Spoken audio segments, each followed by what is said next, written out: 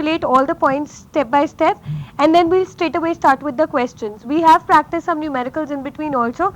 They will be flashed in the document that was already there before. What we started off with, when was the, because we're meeting after a long time now, when was the Dalton's atomic theory given? Anyone the year? 1808. And what did he postulate? That you have basically atoms are indivisible. And then we talked about the cathode rays development, and who discovered electrons? J.J. Thomson. Neutron, Chadwick. And what about proton? Goldstein. Very good. And then you have the charge and the mass ratios, which are important. Thereafter we talked about the discovery of proton and neutron, and then we started talking about the development of the atomic model, which we've already done twice now. What happened? The very first one was the Thomson's plum pudding model. How was the Thomson's plum pudding model given? It was nothing but you had a positive charge scattered throughout in the atom, and it was believed that the negative charges are embedded within the atom. Thereafter we talked about the Rutherford's model. In Rutherford's model, the most important is the experiment that you have to understand. What did he make to impinge onto the gold thin film of sheet of gold foil? That was alpha particles. And what are alpha particles? What is the expression? 2He4. That is, 2 is the atomic number and 4 is the mass number. Then you have the order of the diameter of an atom, because many a times numericals are asked on it. What is the order of the diameter of an atom? Just randomly they'll throw an easy question which many of you will not know. So that will be like filtering you all for the entrance examinations, because there the point is not to select but to eliminate. So such questions will be asked. Order of diameter of an atom is 10 to the power minus 10, and nucleus is 10 to the power minus 15. So what for an atom? It is minus 10, and for nucleus it is 10 to the power minus 15. It's smaller than the atom, of course. Then we talked about the failure of the Rutherford's model. The most important failure was that he could not explain the stability, because according to him, if the electron is revolving around the nucleus, it will ultimately come down. It should, according to his model, it should have actually fallen down to the nucleus itself, but atom is a stable entity. So the stability of the atom could not be explained by him. Then we talked about the electromagnetic spectrum, where you talk about cosmic rays, X-rays, gamma rays, UV, visible, IR, radio waves, microwaves. Then you have there you have a spectra which is like ranging for a range of wavelength, and you can relate it even to your energy. After that we did quantum theory of radiation. In quantum theory of radiation, we have energy to be equal to h nu, and that is equal to hc by lambda, where lambda is nothing but the wavelength, h is the Planck's constant. What is the value of the Planck's constant? 10 to the power minus 34, 6.626 into 10 to the power minus 34. And we related our energy, just in case you have any other form of energy that you have done before. You may be given power, you may be given the time, and then you may be asked to relate it to the wavelength. Then you will think that you do not know an expression of power related to wavelength, but power and time will give you the energy, and energy is equal to hc upon lambda. When we did it in terms of electron volts, what was the expression? 1240 upon lambda in nanometers. Remember? Yes, ma'am. This is like very important, because many a times if you check up questions from IIT JEE exams, they give you questions where you have to calculate the energy in terms of electron volts.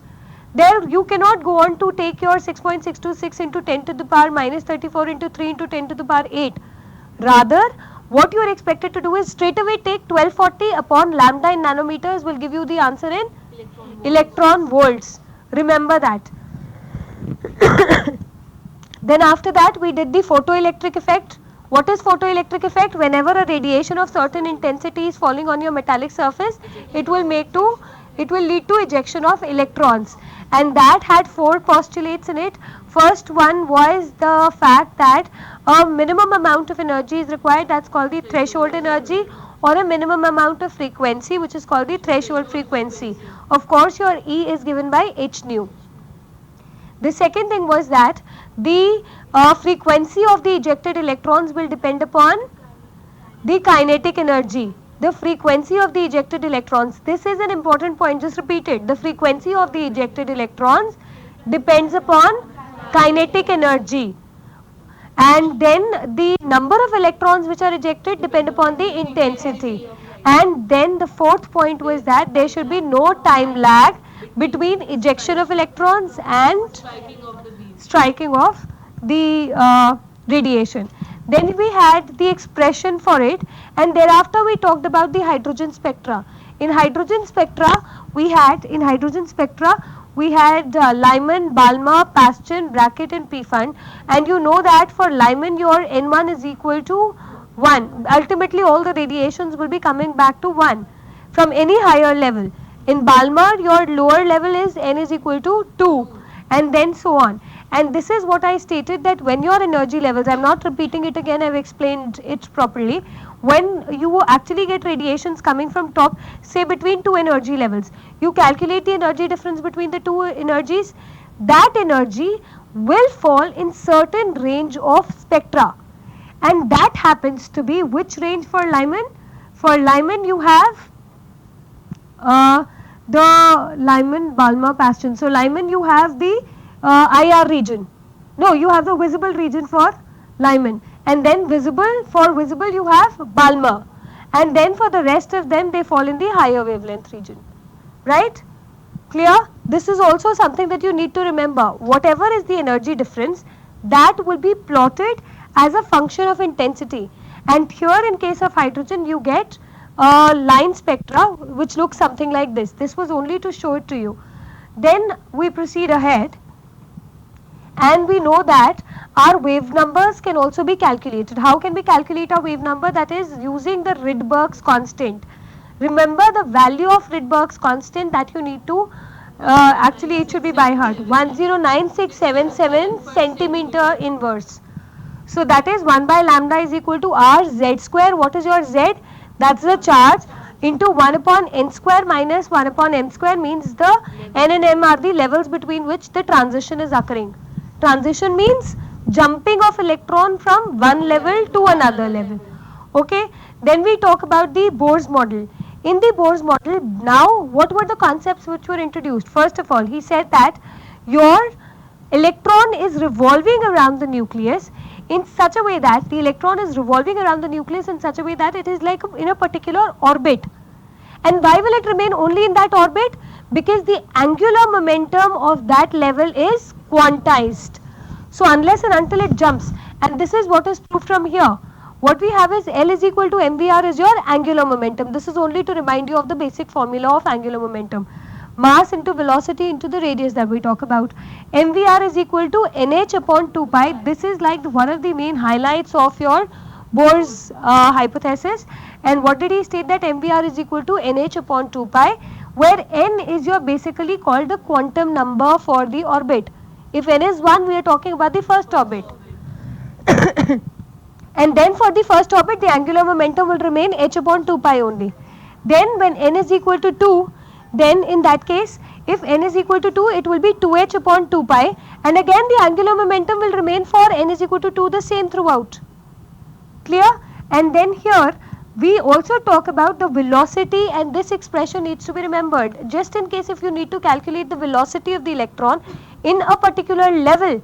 That can also be done, because if it is moving in a particular orbit in a stable manner, then that means it's stable enough. That velocity will be 2.18 into 10 to the power 6. Now utilize this time to memorize it right here, right now. What is that? 2.18 into 10 to the power 6 z upon n. And what about r? R is 0.529 angstroms. N square by z. Remember that. Please remember these expressions very clearly, because you need to remember how they are related to the quantum number n. Then we have the total energy expressions given for the atomic model, especially for hydrogen atom. These energy expressions were the same that were actually obtained by the Schrodinger wave equation also. So these expressions are just absolutely the correct ones. And what do you have there? Our energy is equal to 2.18 into 10 to the power minus 18 z square by n square, that is in joules per atom.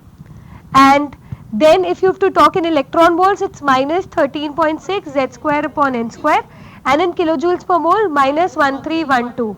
You are expected to remember these values for entrance examinations. Okay, once you actually clear the rope, then you may not require that much of memorizing, but presently it is always a healthy practice so that you can easily calculate the energies.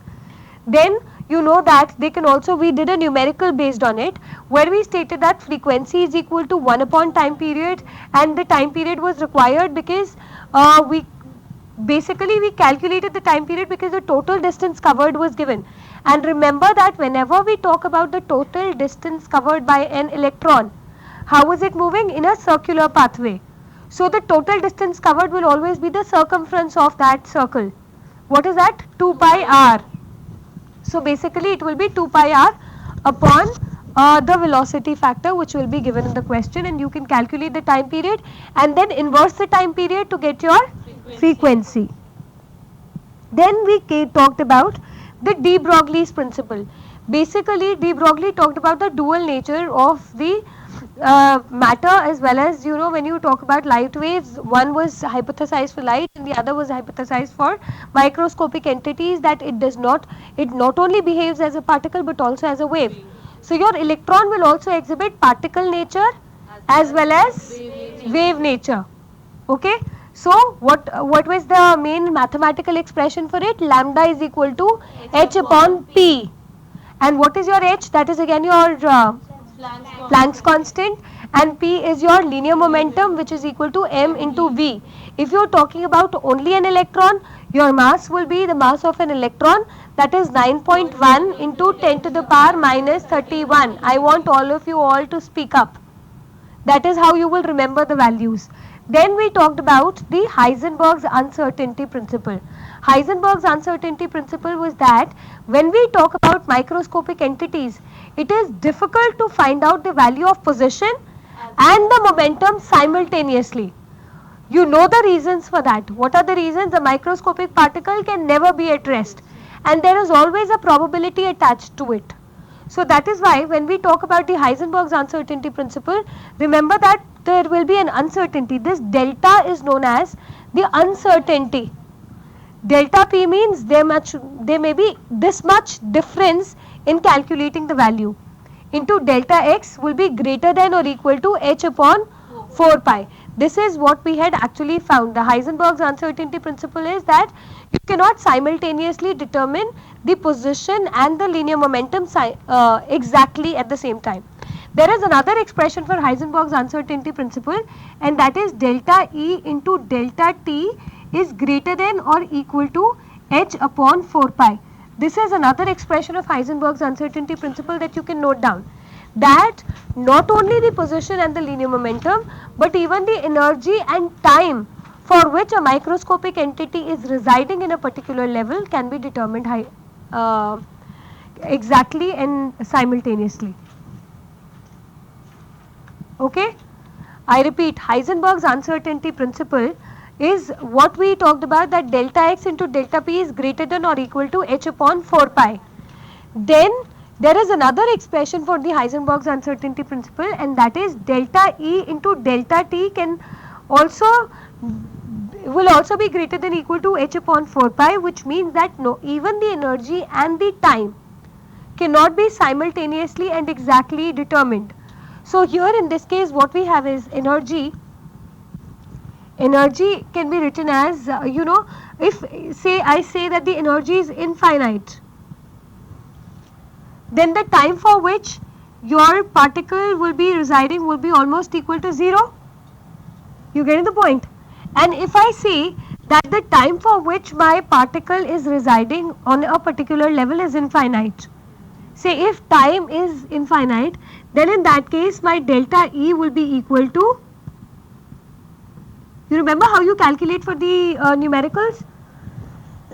If you are given the uncertainty in one of the variables, then you just substitute the value, and in numericals you were just putting it equal to h upon 4 pi and calculating it. This is how you were solving the Heisenberg's numericals based on Heisenberg's uncertainty principle. Here if I am writing delta E into delta T is greater than h upon 4 pi, this is also your Heisenberg's uncertainty principle, wherein I am saying that if delta t is equal to infinite, then my delta E will be almost equal to 0. So again, that is like a hypothetical case, and this would mean that your particle will always be in the ground state, some kind where this means that the particle is residing wherever it is like feeling the most comfortable. Then it will stay infinitely there forever. If you feel comfortable here, you will stay here for infinitely as long as the time you want to be, right? So this is just an analogous case.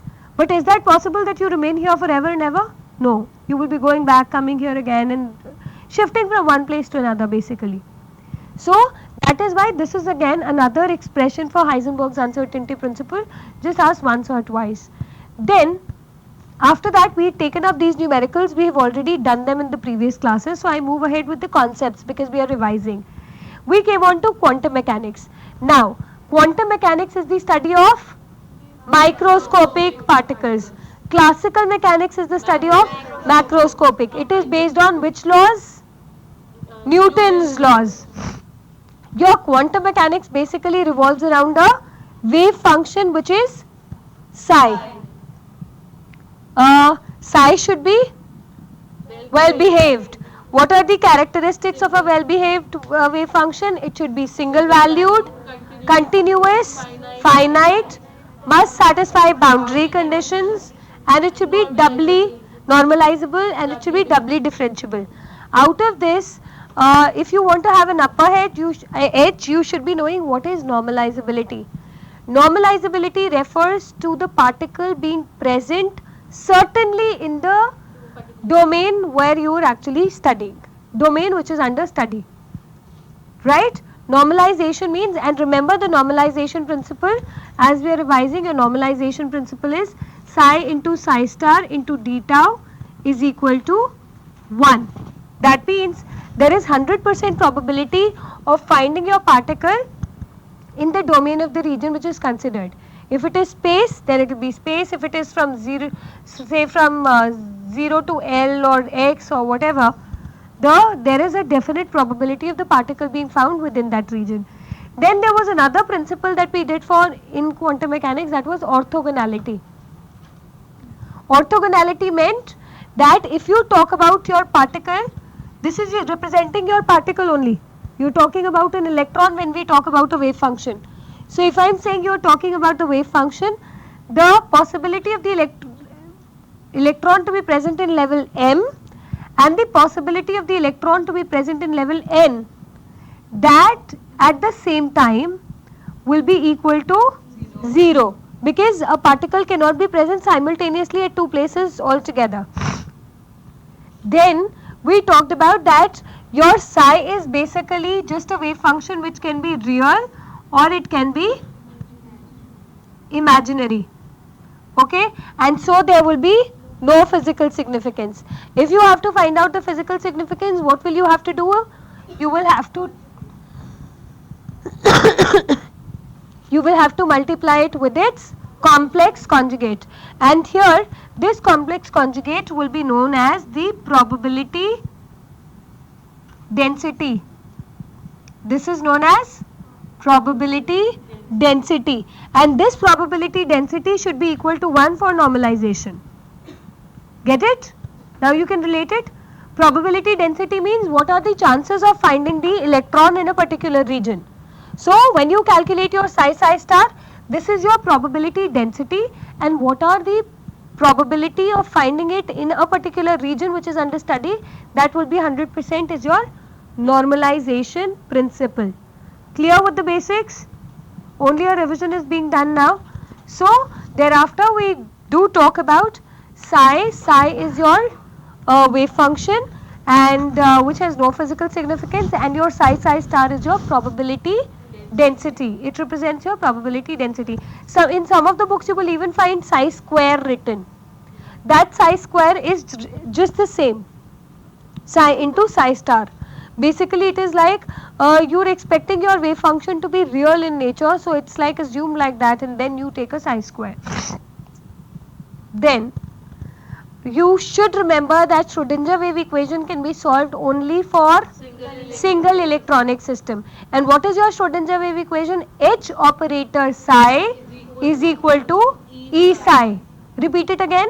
H operator psi is equal to E psi. Okay. So that is our Schrodinger wave equation, and it can be solved only for single electronic system. Means it can be solved for hydrogen and He plus, Li2 plus, and so on. Then what were the solutions that came up from it? We got the solution, the first one, for we got some quantum numbers. What were those quantum numbers? The principal quantum number, azimuthal quantum number, and the magnetic quantum number. All these quantum numbers were important. These three are the only three quantum numbers which are obtained from Schrodinger wave equation. The fourth quantum number was actually given by Stern and Gerlach. And S is supposed to have it is the spin quantum number, and it has two spins. It can either rotate clockwise or it can rotate anti-clockwise. Then we talk about the angular momentum. Your L, the orbital angular momentum quantum number or the azimuthal quantum number, is nothing but it tells you about the orbital angular momentum. How? You take under root of L into L plus 1 into h upon 2 pi will give you the angular momentum. Clear with that? Where your L is nothing but this L, the azimuthal quantum number only. The capital L represents your angular momentum, but the small l is actually your azimuthal quantum number. Remember, where L can take up the values from 0 to n minus 1. If n, this is also again a very important thing. If we have n to be equal to 0, 1, 2, 3, then your L can take up the values from 0 to n minus 1. So that means here n starts from a 1 here. I'm sorry. So then in that case, your L will be equal to 0 here. Your L in this case will be equal to 0 and 1. And in this case it will be equal to 0, 1 and 2. And you should remember that your 0 represents S, 1 represents your P, and 2 represents your D, and 3 represents for F. And thereafter you can even talk about the values of M, which going from minus L through 0 to plus L. All of you all remember this now?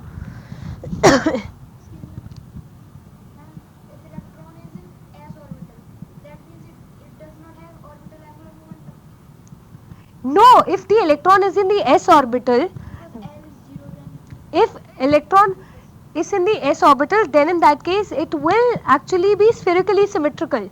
You talk about the dependency on the angular part and the radial part. When you solve the Schrodinger wave equation, there are two deviations from it. One is the radial part, which depends only on x, y and z, or just the r part, and the other is the angular part, which depends upon theta and phi.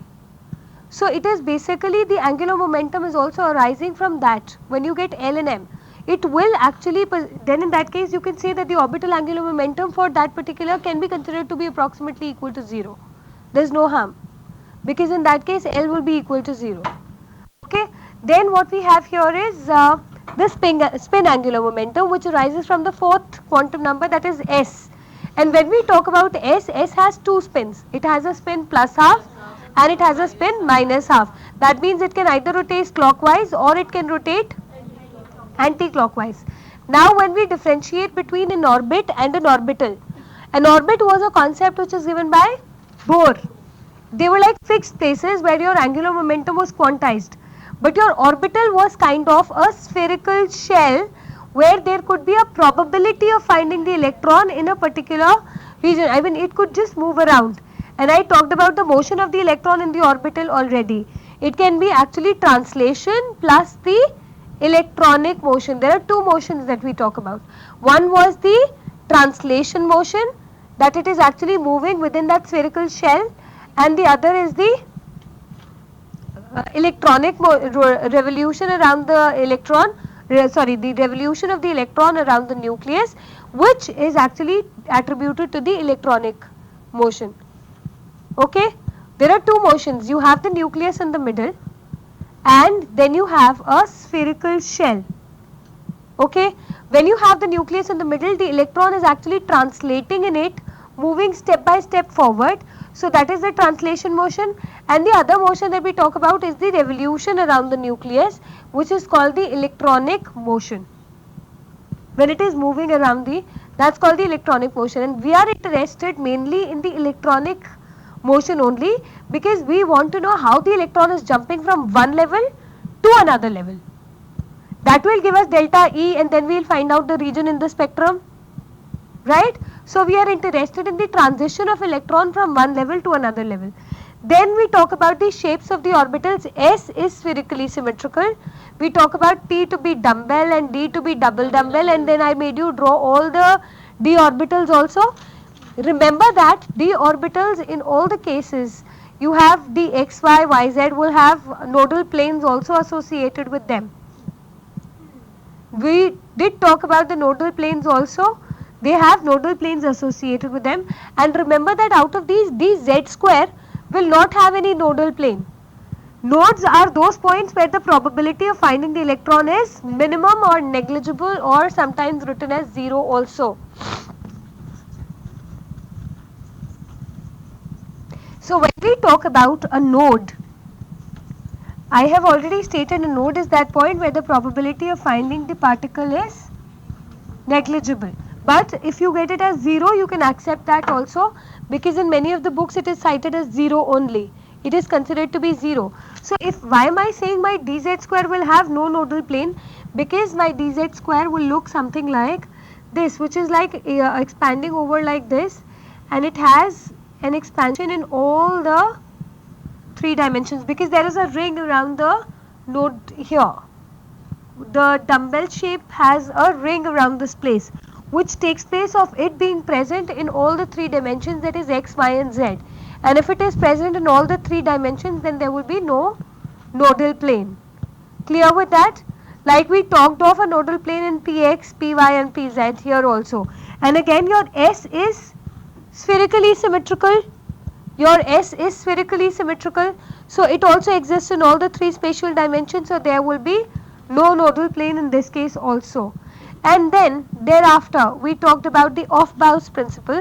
What is the Aufbau's principle? The Aufbau's principle states that the filling of the electrons will be always happening in the order of increasing values of energy, such that the lower level will get filled first and then the higher levels. In this we had drawn a diagram, if you remember, for 1s, 2s, 3s, 3p, 4s, 3d, 4p and so on. Do you remember the diagram? Do you want me to draw it again?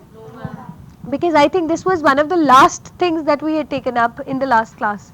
So what we had was Aufbau's principle, and in the Aufbau's principle I also stated another rule which I have not put on the list, that is your n plus L rule. Your n plus L rule, did we do the n plus L rule also? So then you can be easily, if you have 2 orbitals which are given, which will get filled first, how do you find it out?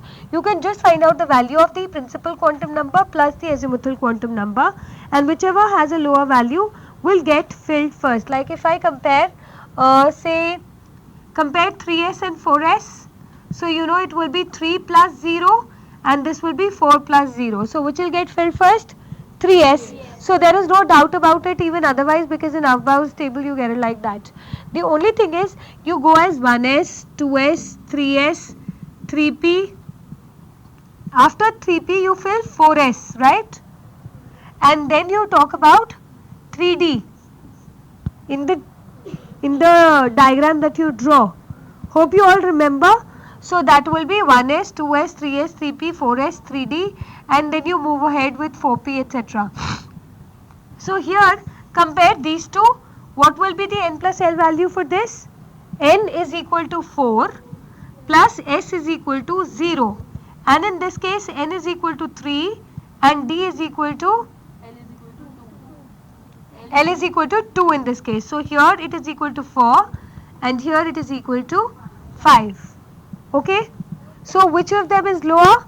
The 4s value of n plus l value of 4s is lower, and hence according to even n plus l rule, that gets filled first. This is another rule of filling of the orbitals. Then the other, for the Pauli's exclusion principle, I think I made you write the Pauli's exclusion principle, that no two electrons can have all the 4 quantum numbers the same. See, even if you have, say, the values like of n, l and m to be the same, the spin quantum number, say if you are talking about 2 electrons in a 3px orbital, so then you know n will be equal to 3, your l will be equal to 0, 1, 0 is for s, 1 is for p, so it will be 1, and your m will have values -1, 0, 1. So if I am saying 3px, I will take only -1. You can take any. There is no problems if you take some other value also. Getting the point? I am asking you to define the values. You get numericals based on it also. You are asked to give the values of n, l, m and s for 3px. So 3px means we know that there are three probabilities. You can either have a px, or you can have a py, or you can have a pz. So when we talk about the px, you can take it as -1, 0, 1. Why am I saying that you can assign any value to anything? That is simply because all these three are degenerate. Another concept that we talked about was the concept of degeneracy. That is the existence of several energy states at the same energy level. Means the value of each of these energy states will be similar, right? Equal. So after that we did talk about this. So if I am talking again, concentrating on 3px, you will be given arbitrarily any orbital, and you will be asked to give the values of n, l, m and s. So then in that case you have 3, 1 is for px, right, for p orbital. Then you have -1, 0 and +1, px, py and pz orbitals. So there I am just taking arbitrarily any value, because these are like assigned and you have not done the derivation, so you don't know. So -1 is also acceptable. And then here this will be associated either with +half or a -half. So in the exam, in the MCQs, you will be given either of the options. So manage it accordingly. Even if it was 3, 1, 0 +half, okay, can be considered. Even if it is 3, 1 +1 -half, can be considered. I told you that the value of 0 here will be assigned for P only when it is along the internuclear axis, which is generally the Z1. So had it been 3pz, I would straight away have written 0. That depends. In many of the cases, x, if it is given the internuclear axis, then you write m as 0 only. Okay? Yes? As we determine s experimentally, so how will we get to know the values either +half or -half? This is like stated for each of the electrons. If the electron is existing, it will have a clockwise spin as well as an anti-clockwise spin. And why are we saying +half and -half? The concept comes in only when you talk about the Pauli's exclusion principle. In the Pauli's principle, what you have is you talk about the filling of an orbital. And if you are talking about the filling of an orbital, let me just draw P only because I was talking about P, lest you all get confused. P orbital has 3 degenerate orbitals within it. So in this case, if I am talking about existence of one electron, it can either exist like this or it can exist like this. Both representations are correct, but generally the upspin is taken first. Okay, so we will have this. Okay, now if there is a question that which is the correct representation, because many a times even in the IIT JEE exams what you have is you are asked to represent P3 configuration and which is the correct representation. So then take it as a question only. You have a P3 representation and I am giving you 4 representations for P3. You have to tell which is the correct one. Okay.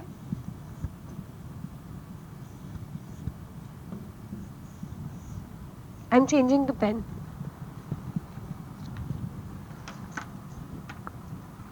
So here for P3 the correct representation you have to talk about it. Okay.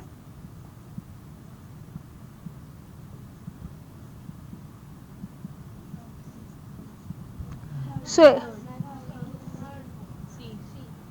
you will mark it as C, but I say even D is correct. What is wrong with D? If it is having a minus half spin, did you go to the electron to ask are you rotating clockwise or anti-clockwise?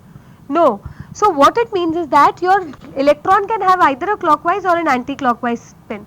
This is in accordance with the next last principle that we had to revise, and that was the Hund's rule of maximum multiplicity, which states that each of the orbital will get singly filled first and then pairing will start, and that is why the first option goes off, the second also goes off, and the third and fourth are correct.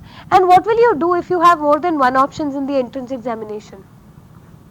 If there is negative marking, you will leave the question, because if you are super intelligent, that borderline is like of the intelligence, the extra smart ones on this side and the lesser one go on the other side. So be very careful. If there is negative marking, you will rather not attempt that question, because sometimes they give it purposely. So for more than 2 options, you cannot actually put 2 marks. You are supposed to mark the dots, right? So in that case, you cannot put a tick on 2 when you have to choose only one option. So many may go in for C, and because ma'am was saying even D is right, so D also is right, I have marked D. You will not be given any marks. Ma'am, but the general convention is that you take the Up spin first. So just in case, no, then it depends. Ideally speaking, if scientifically you talk about even C and D, both are like correct. Getting the point? But generally, because we are always in the habit of putting it like the upspin first and the downspin later. At this stage, your fundas are not to the extent of understanding which spin first. They are degenerate, they will get filled. So both can be accepted. The only thing that is considered is when 2 electrons are placed together, they will not have the same spin. That is why plus half and minus half go hand in hand together. So if one of them have both of them are in px, say if I am talking about the px orbital, one electron is in pf, so it will px, it will have plus half spin. If the other electron is also in the px, then it will have a minus half spin. So both are acceptable. So just remember that according to Pauli's exclusion principle, 3 statements that I will make you revise before we move on to numericals. The first one, no 2 electrons can have all the same quantum numbers. Even if 3 are same, the fourth one, the spin one, will always be different, because in this case 3 are same, only there is a difference in the fourth quantum number. And then after that, the second statement is that you can have a maximum of 2 electrons in a particular orbital. Not more than 2 electrons can be accommodated in a particular orbital is also the statement for Pauli's exclusion principle. Clear? And the third important definition, or sorry, not the definition, the statement for the Pauli's exclusion principle is, write it down, quantum mechanically, Pauli's exclusion principle states that the total wave function should be antisymmetric with respect to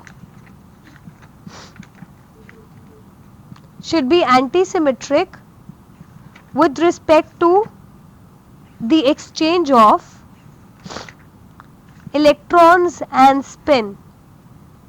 The total wave function must be antisymmetric with respect to the exchange of electrons and spin. Then what does it mean? It means that your total wave function should be anti-symmetric. It should not be symmetric with respect to exchange of coordinates in spin. I have just given it to you just in case if ever put in the examinations. So they check how many of you are guessing. Ideally, such kind of questions should not be done at this level. But just in case if it comes in the examinations, if you do not know anything, please rather leave it than marking it. Okay. Then another thing is, we talk about the Hund's rule also of maximum multiplicity. It is also important because why is Hund's rule given? When all the 3 electrons are in the 3 orbitals separately, they lead to a state which is of minimum energy. And in chemistry, remember, lower the energy, greater is the stability. Lower means negative value also will be highly stable. If I have a minus 10 joule value, then the plus 15 joule value, which of them is lower? Minus 10. If I have a minus 10 value and a plus 2 value, then again which is more stable? Minus 10. Lower the energy, greater will be the stability of that particular system. Clear with that? Okay, then we move ahead with questions now. First, I don't know if we've done it before. 15th question. In all, how many nodal planes are there in atomic orbitals for principal quantum number 3? We'll quickly do it. You also solve it. In all, how many nodal planes are there in atomic orbitals for the quantum numbers n is equal to 3? 3 means you will have 3s, you will have 3p, and you will have 3d also, yeah. And how do you find out this s, p and d? Your n is equal to 3. So your L can be equal to 0, 1 and 2. That means it can be equal to S, P and D. Right? Now let's talk about the nodal planes. The first one, S will have 0 nodal planes. So no nodal planes. Then we have P, Px, Py and Pz. I hope you remember the shape.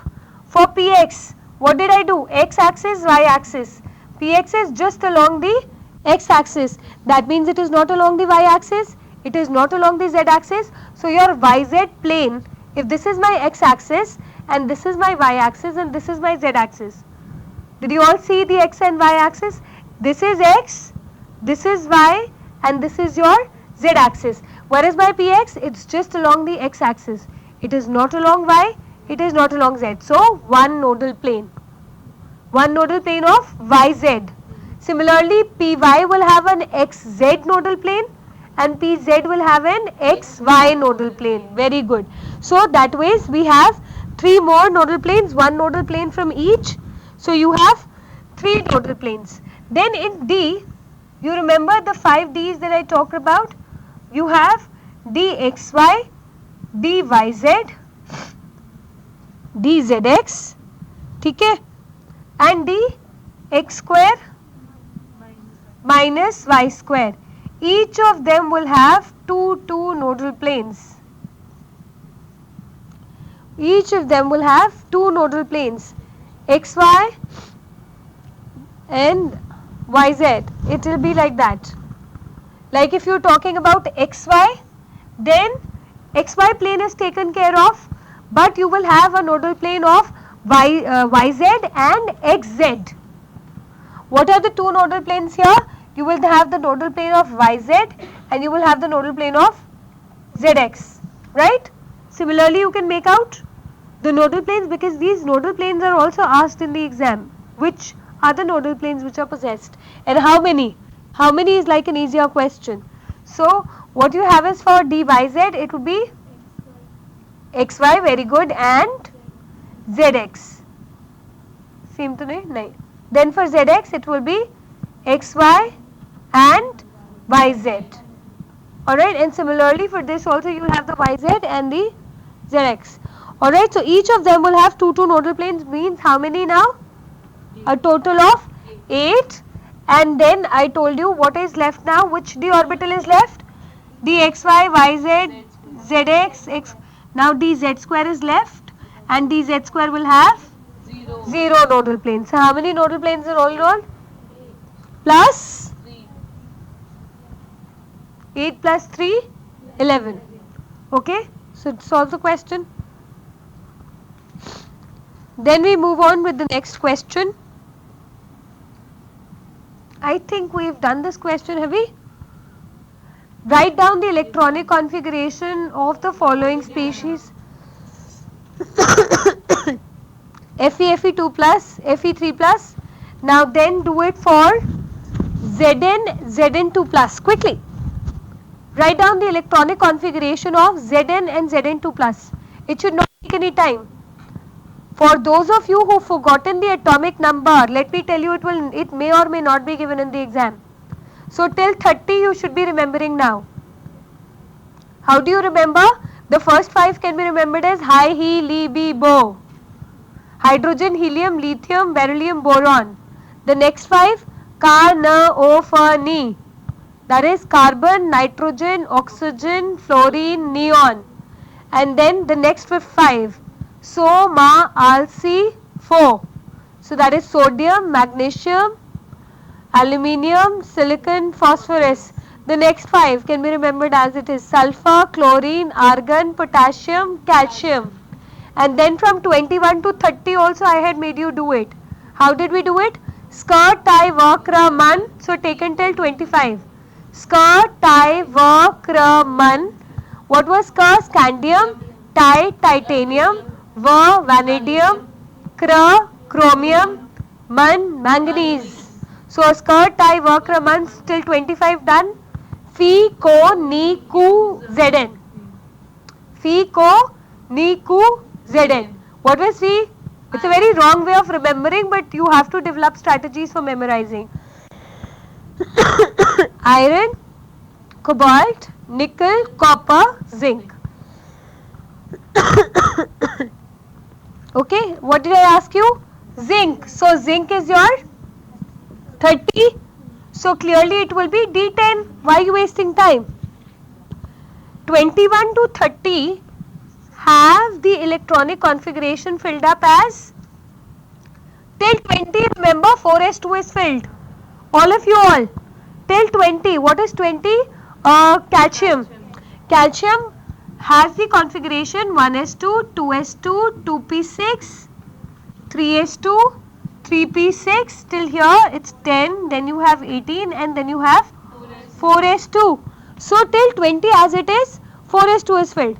What is the problem after that? You just have to fill your d orbital. So it goes in as d1, d1, d2, d3, d4 and so on. d4 and d9 have a problem. Not a problem but an advantage. So we have the 24 and 29 a little different, and 30 will be straight away 3d10. Now verbally, without even doing it, tell me what will be the configuration of nickel. It's 28, Fico, Niku. So Ni is 28, 3d8. And before that you know. Okay, what is the electronic configuration of cobalt? 3d7. Skirt, tie, work, Raman, Fico. So that is 7. Right? Electronic configuration of titanium. 3d2. You don't need to think. अभी भी ऐसे ऐसे देख के सोच रहे हो. You don't need to think at all. It's like 3d2. It should be spontaneous because you will be asked for. अच्छा, what is the electronic configuration for copper? 3d9. It is like a spontaneous reaction now to say 3d9. But you know, fully filled orbitals and half filled orbitals are more stable. So what will it do? It will take one from this S, which is sitting here.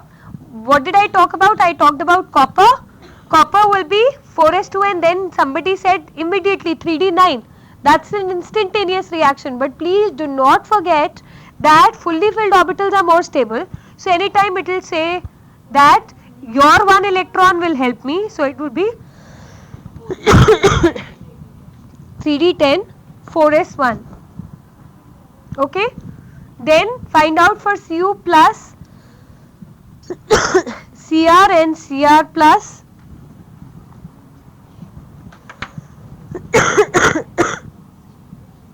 Quickly do it.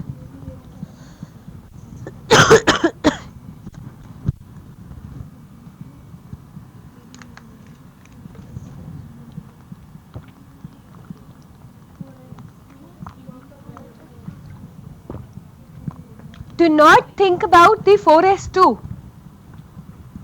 Just fill in the orbital. Chromium is d4, but half filled हो सकता है because it will have a tendency. So it will straight away take one electron from s and become 3d 3d5 and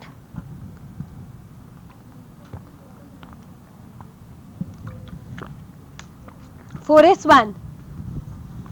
So this will be, what will be your Cu plus? It will be simply 3d10 and just mention 4s0. Okay, and then for chromium is what? Chromium will be 3d5 4s1.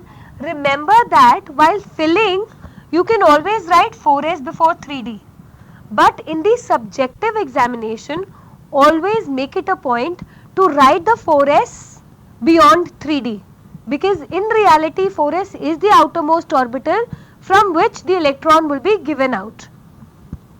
When the electron will be given out, it will be first given out from, okay, and then for Cr plus simply 3d5 4s0. Okay, now here at this point I'll ask you to give me isoelectronic species, an extra question. What are the isoelectronic species of manganese? Isoelectronic species of for manganese. Tell me an isoelectronic species. You know what is isoelectronic? Electron that the total number of electrons are same. Iso means same, electronic means electrons. Okay? Anyone here who does not understand isoelectronic species? Iso means same, electronic means same electrons. I am asking you, the question that I am giving you is that you have to tell me about the isoelectronic species of manganese. Manganese is Skirtai Vakra Man.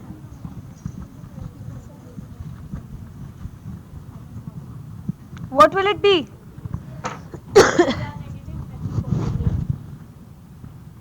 You have Mn. So the options which are coming are Cr minus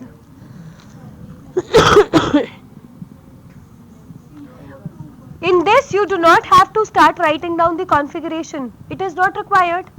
You do not have to. Many of you may have started writing the configuration, which is just not required.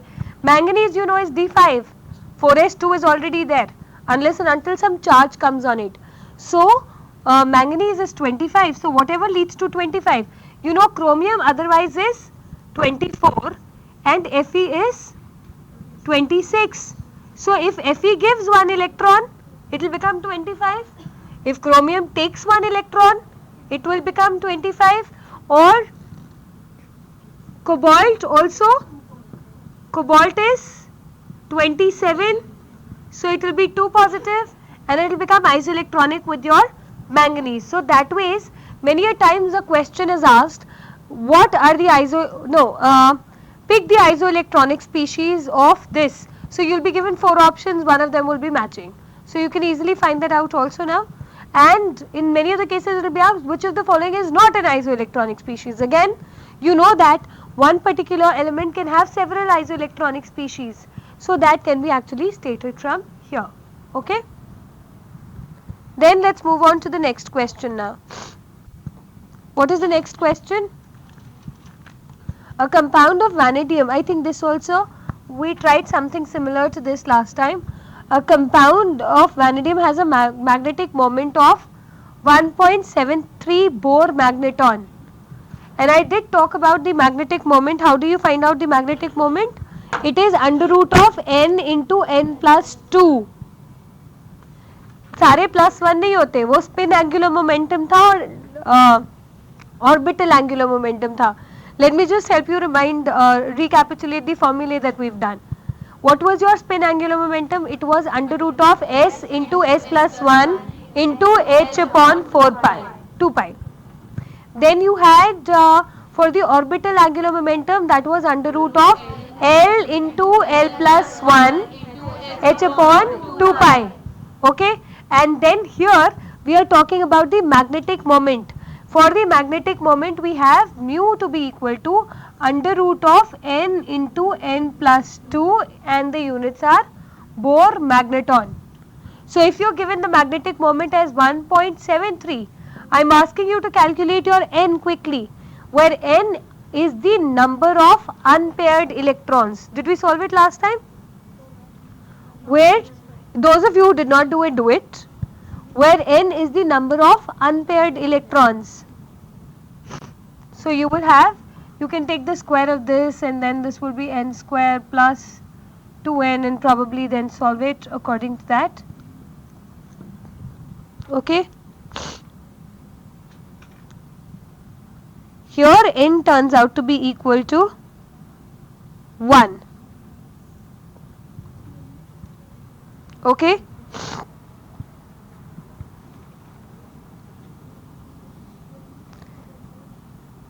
Where n turns out to be equal to 1.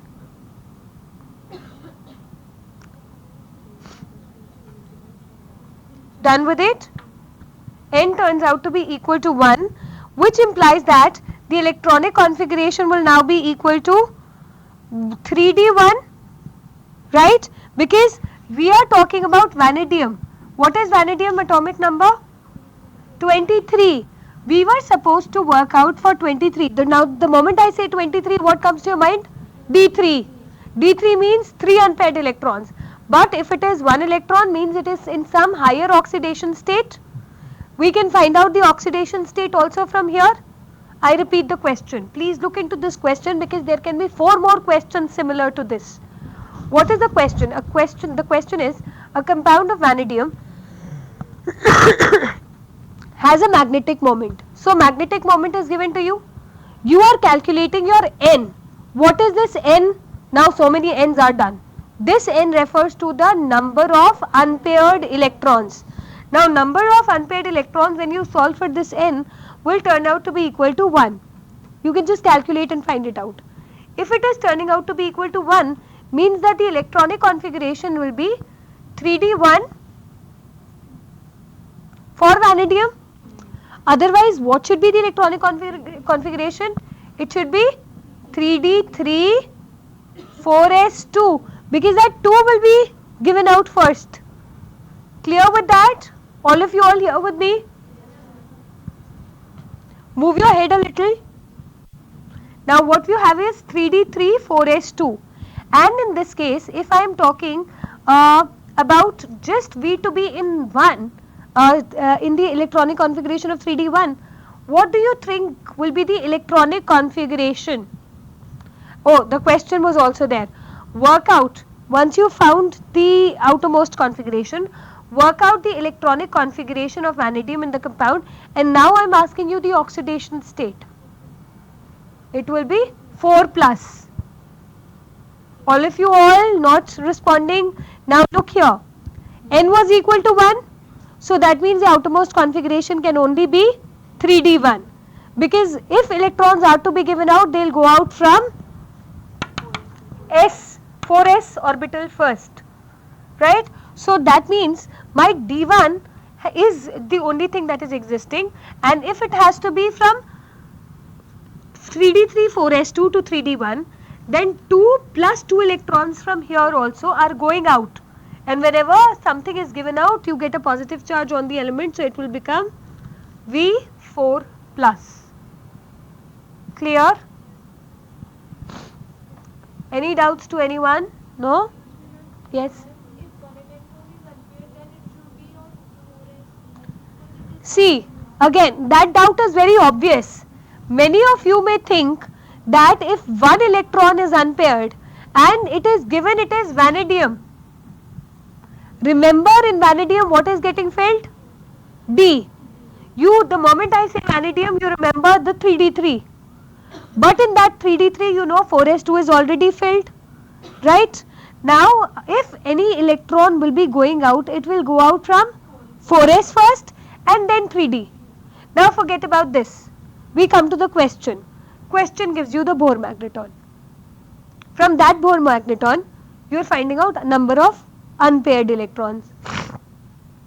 The number of unpaired electrons in this case is equal to 1. This one you are saying will be 4s1, and let me tell you, this will be one of the options given. This you are saying can be 4s1, but this 4s1 can only be the case when the configuration would have been written as 4s2 3d3, but the outermost shell is not 3d3. This is what you are thinking, that this will give 3 electrons and this will also give 1 electron, and your 4s, then only it can lead to 4s1, right? But your 3d is not the outermost orbital, and this is a very important concept. Remember, while filling we'll call 4s down, and while going out it will be 4s which will give away the electrons first.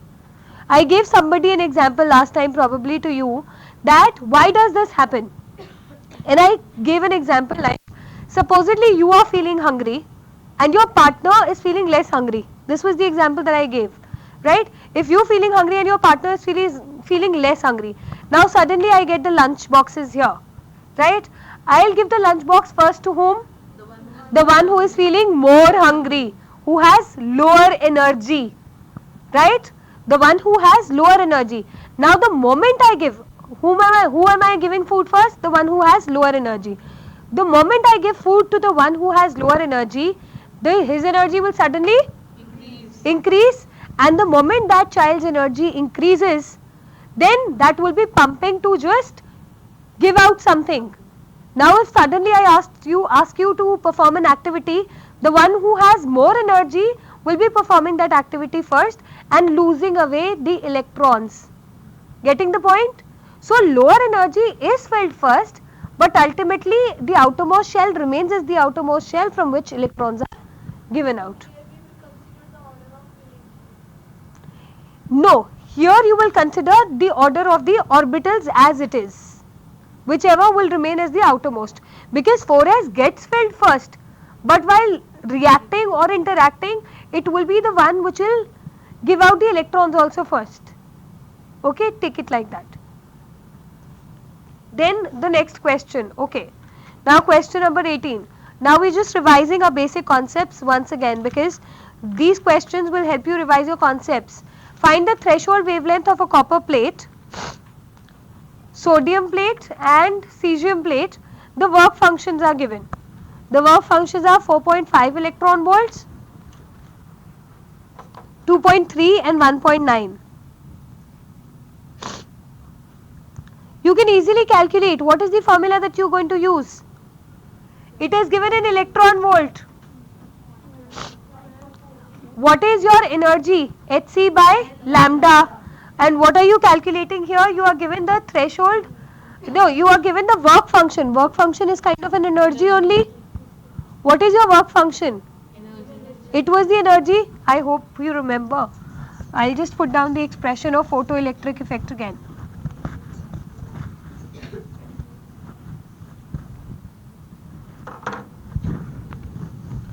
We talked of the work function here when we talk about the photoelectric effect, where energy is equal to, we say, the work function plus the kinetic energy.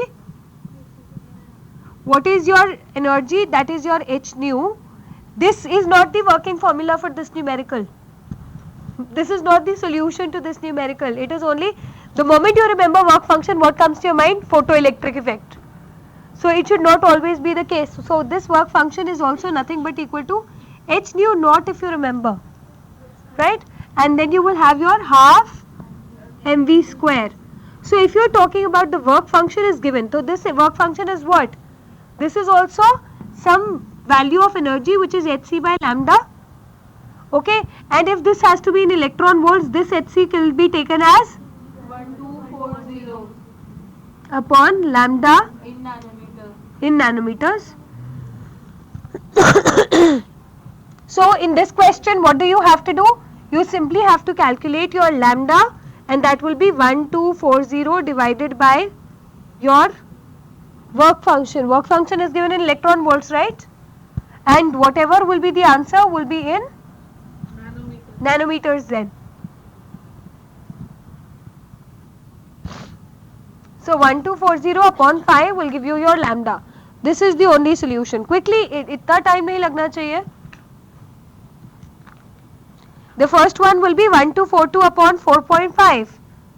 So that is 276 nanometers. Very good. The next one, 1242 upon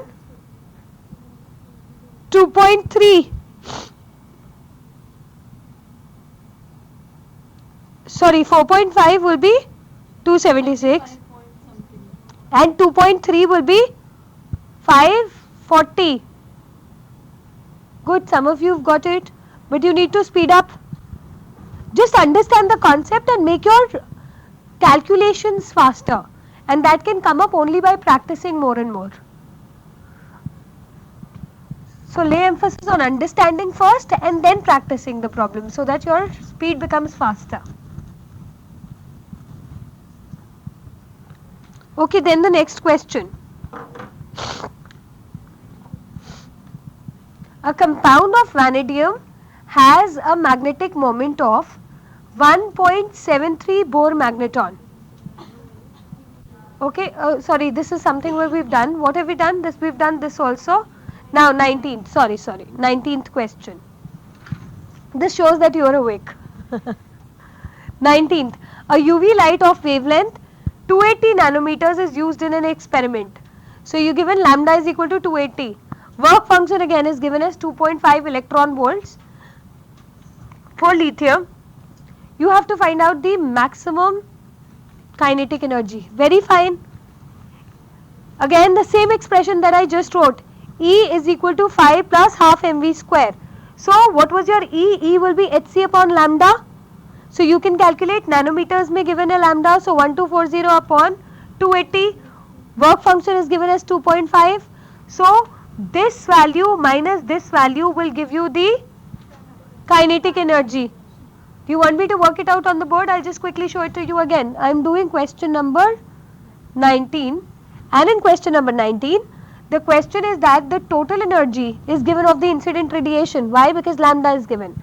The total energy is hc upon lambda, where lambda is given to be equal to 280 nanometers,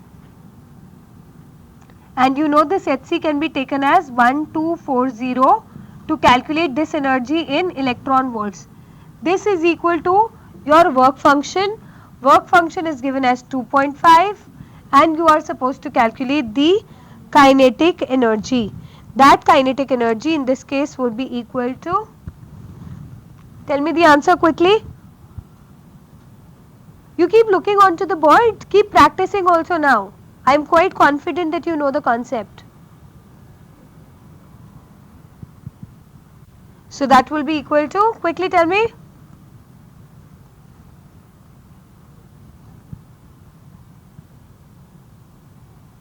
.4 approximately. So that will give me the kinetic energy as 1.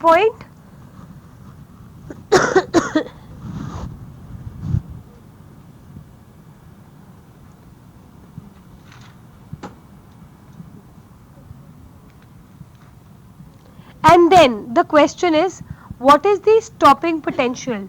Please, this is also an important question. The stopping potential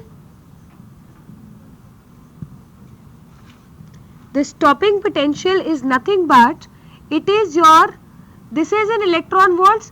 You know, if I have to convert it into joules, I will have to use the 1.6 into, that is the charge of an electron. Okay, please look up here. I have to calculate the stopping potential from the value of kinetic energy. Stopping potential is equal to kinetic energy upon the charge of an electron. Okay, so if we have calculated this in electron volts, please look up here on the board now. If we have here the kinetic energy, this was simple because this is something that we have done already. But if you are asked suddenly for the stopping potential, Stopping potential is kinetic energy divided by the charge of an electron. That charge of an electron will be equal, that will be if you've calculated the answer in electron volts. This electron volts also carries the charge of an electron E into the voltage. This is charge into the voltage. So this charge can then straight away get cut off. So 1.9 electron volts upon E. E gets cancelled. So what is your stopping potential? It is 1.9 volts. Understood? Remember that the stopping potential is equal to kinetic energy upon the charge of an electron. So it is always advisable, if the energy is given in joules, convert it into electron volts. That will straight away give you the answer in volts for the stopping potential. Just remove the E from there. Okay, then the next question. Question number 20. Find the wavelength of radiation required to excite the electron in lithium 2 plus. Start doing it quickly. Question number 20. Find the wavelength of radiation required to excite the electron in Li2 plus from first to the third orbit.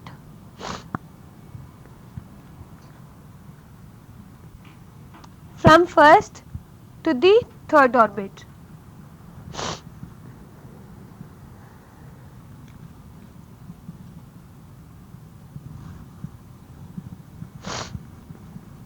What is the energy? Energy is given by, what is the values that you are using? It will be E1 minus E3 minus E1, and you can give the answer in electron volts. So what was the expression of energy in electron volts? Minus 13.6 Z square upon N square. This is something that we had just revised at the beginning of the class. Energy is equal to minus 13.6 into Z square upon N square, and what you have to do, you have to calculate it for lithium, and for lithium your N is now going in from E1 to E3. So it will be E3 minus E1 from first to the third orbit. It is like final state minus the initial state. So your delta E will be equal to E3 minus E1, which will be equal to, you can easily find out, that will be equal to 1 by 3 square minus 1 by 1 square, right? 1 by 3 square minus 1 by into minus 13.6. So that will be 9 and minus 8.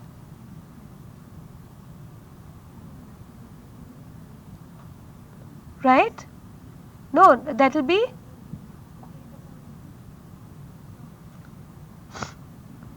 and hence you can calculate the value.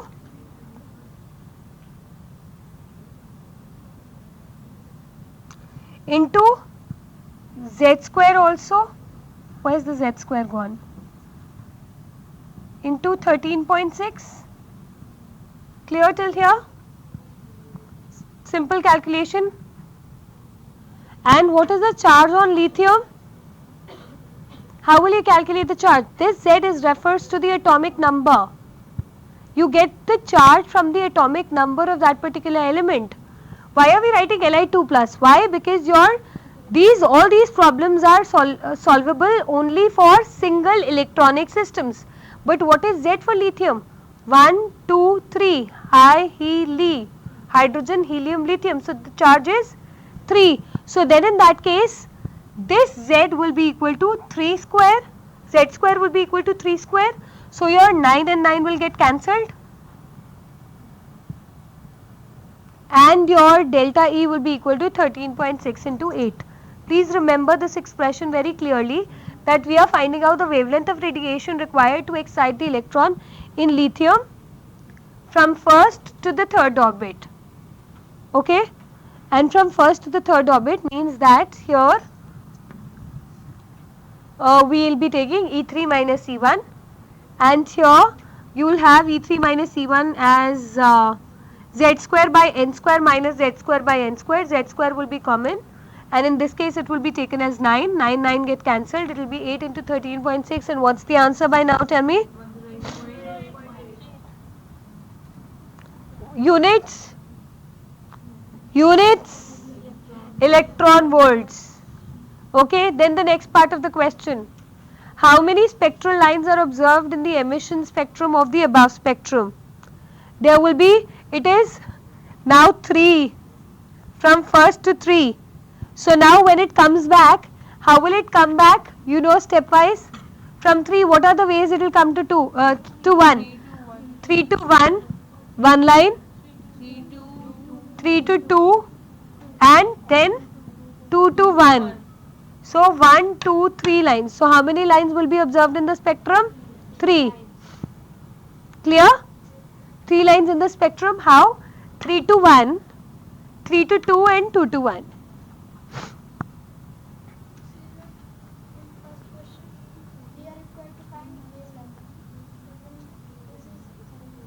Okay, a previous question you are expected to find out wavelength. Once this is found, what is delta E? I'm sorry, very good. Only one person is paying attention to the question, or what? You did not solve the question completely. The question was, find the wavelength of radiation required. I just found the energy and just stopped there. So E is equal to hc upon lambda. And what is the electron? You found in electron volts, and that will be 1240 upon lambda. And then you have to find out lambda. So lambda will be equal to 1240 upon 108.8. Thank you. Because it is important that you solve the question completely. Okay. And then the next is spectral lines also done. So now we come on to the 21st question. So now read out the 21st question quickly. A hydrogen sample is prepared. Question. A hydrogen sample is prepared in a particular excited state.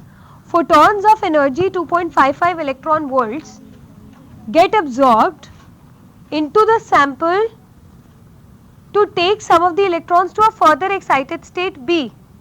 Find the quantum number of states.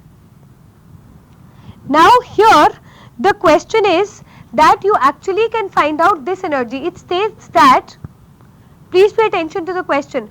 A hydrogen sample is prepared, is like, just to confuse you.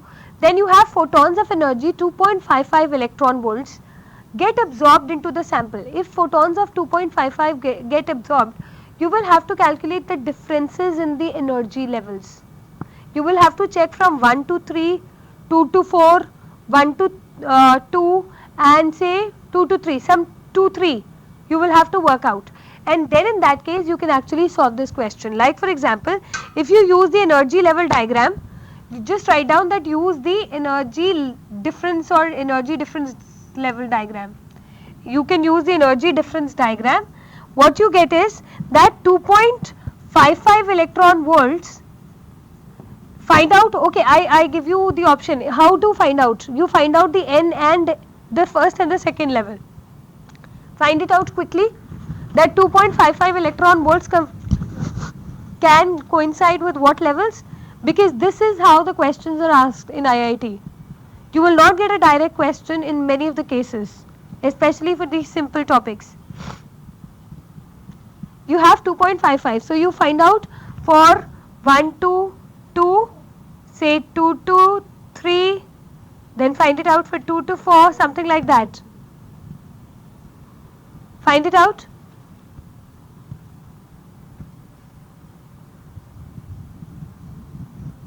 How will you find out the energy level, energy differences?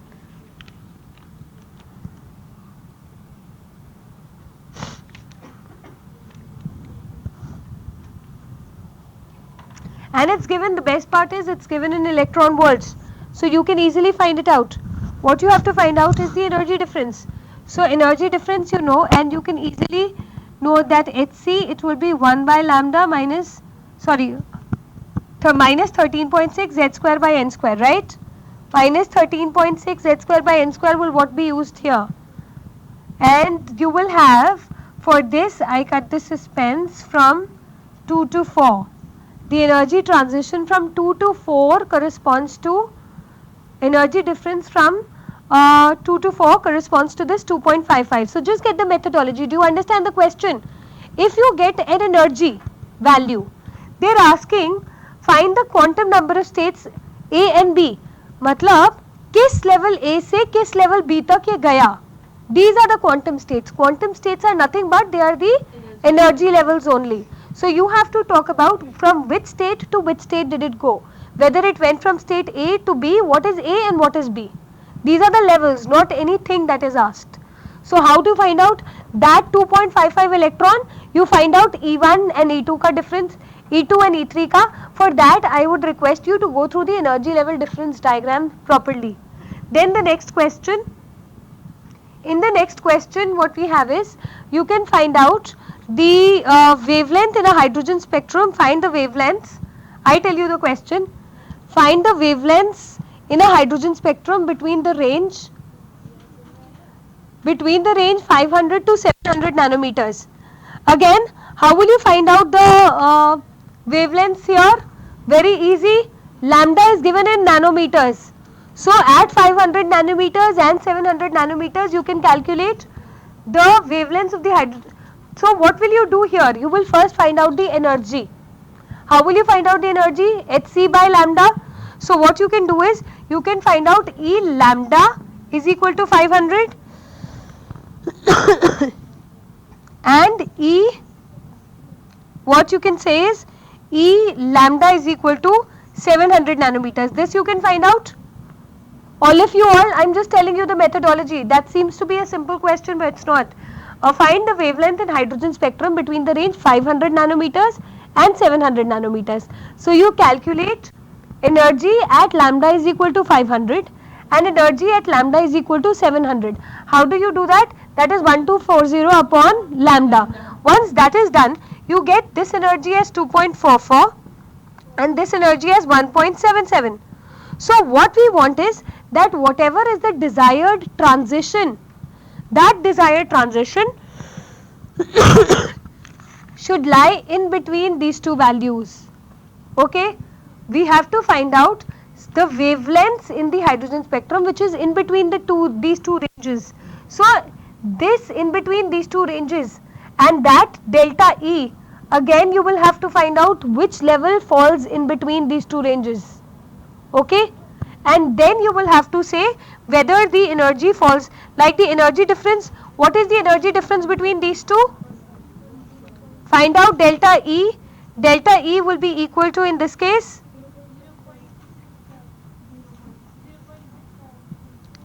so now then you calculate delta E. I am leaving this question to you and then thereafter there are more questions for you to practice. So I suggest each one of you practice each question and then get back to me with the solutions. Please make sure that you practice all these questions. It's like a simple concept which just needs to be applied. You can get numericals only from the majorly from the photoelectric effect. Alright, that revolves around your energy expression, and then you have the velocity, radius and your energy expressions for the atom, and apart from that you have what else? The N, L and M, which is as it is a very simple concept, right? All the best and do well. Thank you.